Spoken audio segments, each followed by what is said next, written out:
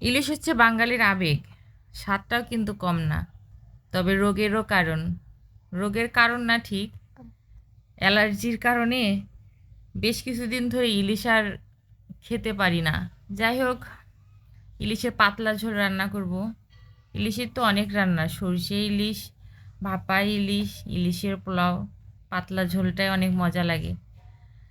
একবারে সিম্পলভাবে শুধু মরিচ আর পেঁয়াজ, মানে কাঁচা মরিচ আর পেঁয়াজ বাটা দিয়ে হাতে মেখে ইলিশের পাতলা ঝোল রান্না। শুধু ঝোল হলেই মনে হয় হয়ে যায়, মাছ লাগে না। ঝোলটারে অনেক মজা। ইলিশ মাছ রান্না করতে চাইছিলাম বয়ে কচু দিয়া বা কচুর মুখী, কিন্তু এমন কচু আনছে প্রায় সবই ফেলে দেওয়া লাগছে, পচা। আরেকজনের তো কাঁঠালের বিচি আছেই পছন্দের, তাই কি আর করার, কয়েকটা কাঁঠালের বিচিও দিয়ে দিলাম। ইলিশ মাছ, কচুর বই, কাঁঠালের বিচি সবই পছন্দ। পছন্দের জিনিস একসঙ্গে হলে স্বাদ কেমন হতে পারে আপনারা তো বুঝতেই পারতেছেন। সেই স্বাদ।